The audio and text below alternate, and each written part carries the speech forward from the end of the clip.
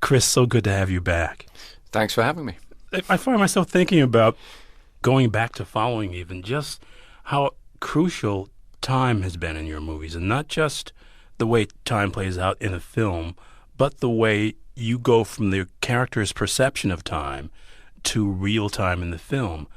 And that's a fascinating way to think about your filmmaking, isn't it? I'm very interested in the subjectivity versus objectivity in movie storytelling. And I think time is really one of the most peculiar and hard to hold on to subjective phenomena. You know, our sense of time changes right throughout the day, throughout our lives. I'm in my 40s now, and time is accelerating massively fast, you know. So I think it is a pretty interesting phenomena to deal with in terms of when you're trying to highlight the difference between the fact that we view the world from a very particular and subjective point of view, and yet we all accept that there's this objective reality around us that we're attempting to understand and to grasp. But films don't often do that juxtaposing the two. They tend to do either one or the other. And you've gone, in certainly in the Batman trilogy, from us dealing with the character's perception of time to a ticking clock at the end of the films. Well, I think one of the great uses of time in film noir and crime movies is always the ticking clock, that great tension. I was reading the other day that Fritz Lang claims to have invented the countdown, which I think is just a marvelous idea. I don't know whether it's true, but the idea that a filmmaker came up with literally the 10, 9, 8, 7, when you launch a rocket, because they knew if you started counting from 0 and went up, the audience wouldn't know when the countdown ended, so they went backwards down to 0. Like I said, I think that's a wonderful idea. If a filmmaker really did invent that, and if there was a filmmaker to invent that, it would definitely be Fritz Lang. But it really speaks to the use of time in these kind of films. You really want to try and ratchet things up. And in The Dark Knight Rises, we try and tell a very long time span for this genre. And then we try and really compress it and accelerate it towards the end. So time's very, very elastic in the film. But it's an elastic concept for you in general, even going back to the first film, where you juxtapose your protagonist's perception of time to real-world time. I think it is in all films. There's a very interesting relationship between real chronological time and the way you portray time in a movie. When you ask people who've seen a film, perhaps a film they know quite well, what's the time span of that film? How long would those events really take place? It's very rare that they can actually answer that question, unless attention is really specifically drawn to it in the body of the film. And certainly I watch a lot of films with my kids, and they often ask me questions about, well, hang on, is that day, is that night? And what they're drawing attention to, what they're noticing, is how flexible, how easily manipulable the concept of time is for storytelling purposes. In my films, I've tried to draw attention to that and use that for some kind of device, or some kind of narrative trickery sometimes, or just to draw attention to a particular element of the story.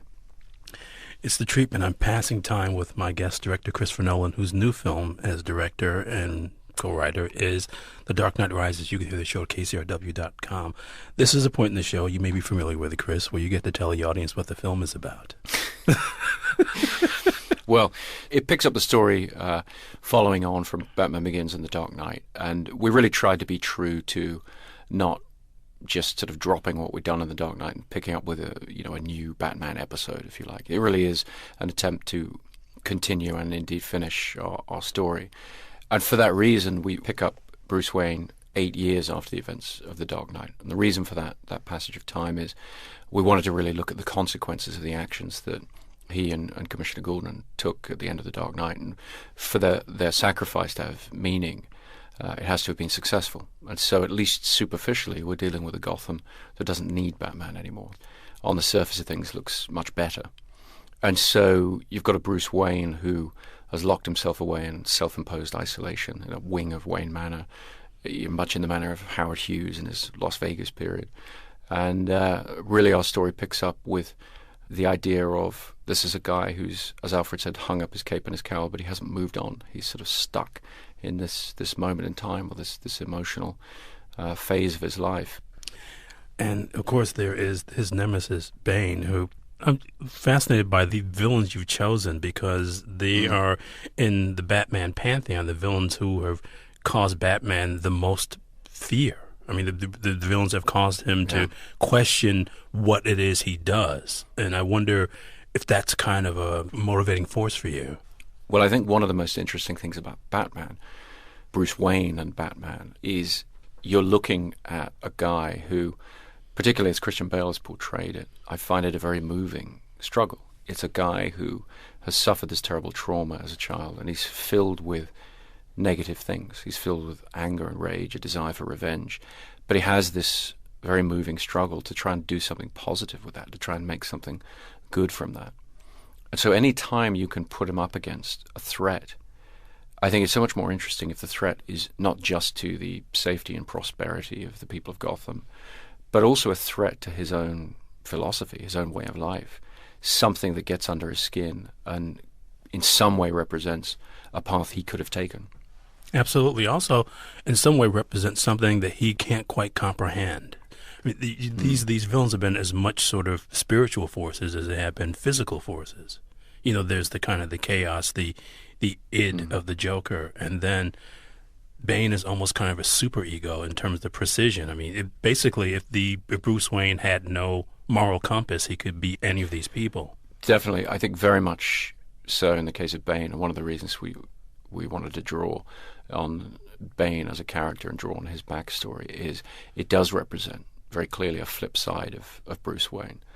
Without giving too much away about the story of the film, but there are real commonalities with where they've come from and how they've learned to deal with the world. And Bane is an absolute. He just knows exactly what it is he's doing, is completely convinced of the rightness of it in a very fanatical way, which is not unlike Bruce Wayne, Batman, when he's at his peak, in a sense, and he's very convinced by what he's doing. I think the difference with Bruce Wayne is he has people around him who will be a conscience for him, who will question what he's doing, particularly Alfred, and in the case of The Dark Knight Rises, very much Alfred, but also Commissioner Gordon, Lucius Fox, at various times in the three films.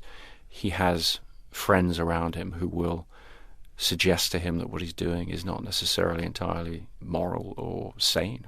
But the Joker, to some extent, was that too, and Ra's al Ghul in the first film. I mean, these are all sort of, in some ways, parts of Bruce Wayne's personality. I think the Joker is the most unlike him, actually, in a funny sort of way. He's the most opposite, yin-yang. The Joker is chaos and stands for pure anarchy. Bruce Wayne is incredibly focused and disciplined and has to create rules for himself. And that's why the Joker is able to get under his skin. But he's really very much the opposite. I think in the case of Ra's al Ghul and then very much in the case of Bane, they are very, very similar to Bruce Wayne in terms of the discipline, the focus, the commitment to a set of absolute values. And I think, for me, what I find frightening about Bane is I think in the real world that's where true evil comes from. It comes from people who are convinced of the rightness of what they believe at the expense of all other ethical and moral considerations. But also it's interesting because these villains, one way or another, all have a specific understanding of fear, which questions the way Bruce Wayne, Batman, uses fear to combat criminals in his own way. Well, one of the first things that we uncovered, in the history of the character, what makes Batman essentially, was the rationalization or the explanation, really, of why he gravitates towards the bat, the figure of the bat, the symbol of the bat.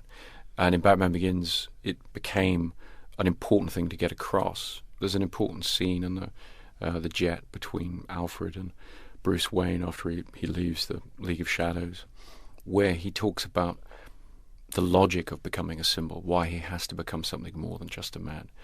And at that time, he hasn't figured out what that symbol is. But ultimately, when Alfred asks him, he says it's because he's afraid of bats. And so we started to weave fear into really every aspect of what Bruce Wayne has to deal with in the world. And so fear really underlies everything that goes on in the films. It's the treatment of having a relaxing conversation about fear with Christopher Nolan. His new film as director is The Dark Knight Rises. You can also hear the show at kcrw.com. But I just find myself fascinated by that. It's Bruce Wayne is attempting to conquer this childhood fear, and I just found myself thinking, for some reason, of Corinthians 13. When I was a child, I thought as a child, I spake as a child. And that's fascinating because at a certain point, maturation has to come into this for you for this to make sense, doesn't it?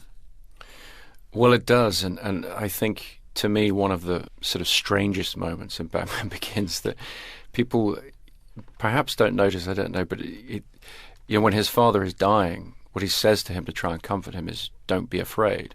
And so obviously he's trying to comfort his son, but there's a sense in which you can look at Bruce Wayne's story. He follows that advice far too literally, and I think where we are in The Dark Knight Rises is we've arrived at a Bruce Wayne at the end who doesn't feel any fear at all, and sees strength in that. And I think the film, over the course of the story in The Dark Knight Rises, it starts to question the value of that assumption that by being completely unafraid, you will be stronger. There's always this question in the movies, all the movies you've made, about day versus night. And the reason I started by asking you about time is at a certain point, almost all the movies, even the characters are kind of morally confused, and this sort of precipice between day and night, and us not knowing what time it is literally in the movie, and the characters not knowing what time it is either. And so much of Batman Begins, in fact, seems to take place this kind of netherworld between dusk and dawn. Well, we took the approach in reintroducing Batman as a movie character. We took the approach of treating him like a vampire in Batman Begins. We said, okay, this costume, the idea that he's trying to be frightening visually and symbolically to his enemies would only work at night. And when we improved his costume greatly, we came back from The Dark Knight, we were able to redesign his costume completely and get it really the way we wanted it to be. The opportunity of showing it more was presented because it held up to greater scrutiny. And so he then starts to appear really at magic hour, if you like. You see him a little bit more in almost daytime. And then coming into The Dark Knight Rises, we felt that we'd earned the right to show him, running down the street in the middle of the daytime. That people accepted the costume and the iconography at this point. When I say people, I'm talking about the audience, but I'm also talking about the people of Gotham. And that let us tell much more of the story in the day. You traded on the fact that in your career, you can basically use noir conventions in daylight. You do it in Memento. You did it to a great extent in Dark Knight when the Joker is wreaking some of his most horrific crimes during the day. I think there's something more realistic about that to me somehow. I mean, we're fearful of the night in very primal terms, but I think that a lot of truly awful and terrifying things that happen in real life happen during the day. And so it's a type of imagery that I gravitated towards more and more over the course of the 3 films in an attempt to try and make the stakes that Batman was up against more and more terrifying. Welcome back to The Treatment, which you can also hear at kcrw.com. You're listening to an interview with Christopher Nolan, director and co-writer of The Dark Knight Rises. It was recorded a few weeks ago for the horrible assault in a theater in Aurora, Colorado. We were talking about before the break about noir and the kind of the pleasure you get in sort of playing with those conventions of noir. And by bringing a lot of the threat of noir into the daylight, you're playing with the way audiences take the movie in. I think in a way you're playing with it. You're also looking back to, crime fiction of the past, the sort of Jim Thompson era. A lot of this great American crime fiction that film noir forms a part of and is based on did take place in the day, in the sort of dusty desert in the middle of the day, a small town in the middle of the day, the gas station, so forth. It's the language of James N. Cain and all these great novelists. And so I think what happens to a particular genre like film noir over the decades is it becomes increasingly stylized and, I suppose, cliched. And so I've always tried in my films, because they're all film noir. That's the genre I like to work in. That's what I respond to. But I sort of try to get back to the essence of what that can be and not necessarily look too much to the visual conventions or the traditional stylization. It's in much the same way, actually. I've talked a lot with The Dark Knight Rises about its relationship with silent films. I look back to Fritz Lang's films, particularly Metropolis. But you won't find much in the film that visually mimics Metropolis. You'll find more of, Blade Runner or Dr. Zhivago or these other films we looked at. So the relationship with Metropolis is much more just looking at what Lang did in terms of the relationship between the themes of the story that you're trying to get across and the architecture of the piece. That was something we tried to really get back to in this storytelling. What were some of the other films you looked at to get ready for it? Because I found myself thinking a lot about Clockwork Orange in watching Dark Knight Rises. We didn't watch Clockwork Orange, but, once you've seen that film, it's always, it's always there in the back of your head, even if you don't want it there. Battle of Algiers, actually, we screened, and that was a very big influence on some of the later parts of the film. And Dr. Zhivago, we screened. We were looking really for a way of approaching an inversion of society, a complete shattering of the structures of society that wouldn't relate to this sort of, I suppose, the post-apocalyptic kind of Mad Max, 80s era of that representation, which is very bleak, very depressing. We were looking to get a little more romanticism in it. Not necessarily more comfortable for the audience, but more epic, I suppose. We wanted it to have the quality of a historical epic. And I think the reason I keep mentioning Zhivago is because there are all kinds of visual devices that get across an incredible sense of the atmosphere of a city that has become completely changed in its structures. And we really tried to echo some of those things in this film, particularly with the empty streets and then very crowded interiors. And the winter, and almost even Bane's coat in some way. Well, Bane's coat very much, and there's a sort of a Russian revolutionary aspect to it, and then very much a French revolutionary aspect with the size of the collar and the cuffs and everything. And what Lindy Hemming, our costume designer, was able to do is to combine the romanticism of the French Revolution in terms of some of the forms of what he wears, like that coat. But it's made from the materials of a sort of World War II military. It's sort of cracked leather and sheepskin on the inside. And that, I think, allows us to do a bit of both things. It has a military credibility to it, and it looks appropriately aged and everything. But there is a little bit of romanticism to it. There are these scenes where he's just sort of presiding over things and the events that he's set in motion, in this very classical way. And we shoot him against a lot of Doric columns. That's sort of not towards classicism, but it's. When I make it quite as simplistic as that, it's a bit reductive, but what Nathan Crowley and Kevin Kavanagh and myself are the designers, and what Nathan had brought to The Dark Knight was the sense of modernism, and he loves modernism and the simplicity of it. It's the treatment. I'm talking costumes and production design with Christopher Nolan, whose new film is directed as The Dark Knight Rises. You can also hear the show at kcrw.com. When you said Dr. Zhivago, though, I guess there are a couple of things that come to me besides the way Lean uses the vistas and the developing sense of visual in the widescreen is there's also this kind of voluptuous sense of despair in Zhivago that you luxuriate in. And that's a big part of the emotional story in Dark Knight Rises. And I think actually you've sort of put your finger on what I was trying to articulate in terms of not going for the post-apocalyptic bleakness, going for a sense of despair that is somehow, as you say, voluptuous. It's somehow you are able to revel in the contrast of these people's grand stories in this extraordinarily turbulent and historic time.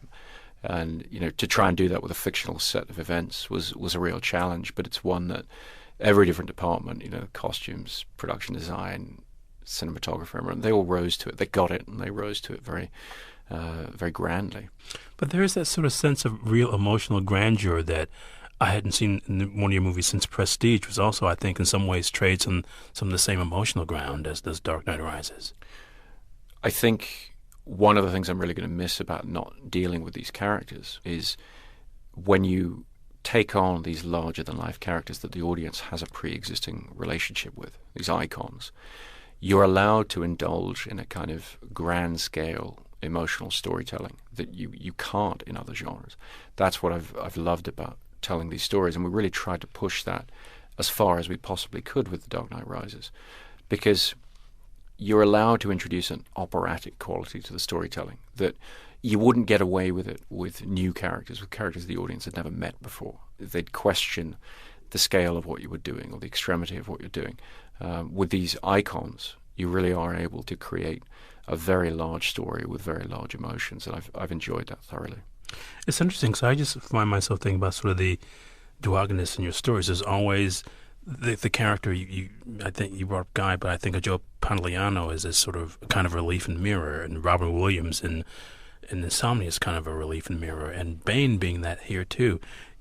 I've seen so many cases your protagonists have to have themselves questioned by the person doing damage. I think it's one of the most interesting things you can do for a protagonist is to set a mirror in front of them. I think if they're encountering an antagonist who doesn't get them at all, is from a different planet essentially, and shares none of their values in any way, they're not going to be as threatening. I really enjoy telling stories where the protagonist is being undercut, is being undermined, and the villain is getting under their skin because they share knowledge, they share a point of view in some bizarre way, and the more bizarre in which you can find that relationship, I think, the more fun you can have with it. It's a treatment. We're talking duality with Christopher Nolan, whose new film as director is The Dark Knight Rises. You can also hear the show at kcrw.com. But I find myself so fascinated because I think that it creates a sense of theater for you, having two actors really go toe-to-toe, in this case physically, but also there is such an enormous emotional component in having these sort of dual protagonists going at each other, isn't there? I think a lot of the films that I've loved from other people, in particular I would point to Michael Mann's Heat.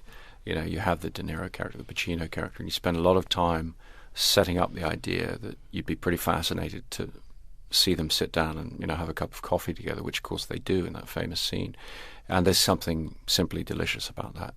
And in fact, the Bond films, which I dearly love, there's a very traditional formula those films adhere to of Bond meeting the villain, playing a game with the villain, usually a game of cards or something, and then coming back into conflict at the end. It's pretty carefully laid out according to this really fun design, which is if you can set up a protagonist and an antagonist who have a very interesting, contrasting view of the world and so forth, you start to create a great deal of anticipation about what they would say to each other if they were in the same room together.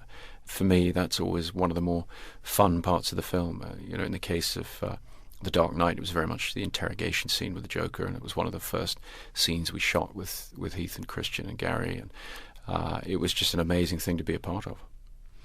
I guess I wonder what some of those things would be for you in some of your other films, because I do like those moments where the philosophical differences create these sparks. They tend to be, for me, in photographic terms, the simplest things. They tend to not be moments that are really kind of grandiose or have a lot of technique in them. Yeah, I think one way or another, all my films seem to end with two guys talking in a corridor about strange things that have happened.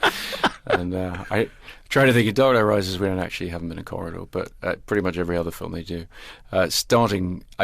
Memento was the extreme of that, where I had this very long 9-page scene between Joe Pantoliano and Guy Pearce. Which is a great scene. I really enjoy that scene. I really love what they did with it. And we did stage it very simply, and Wally lit it very simply.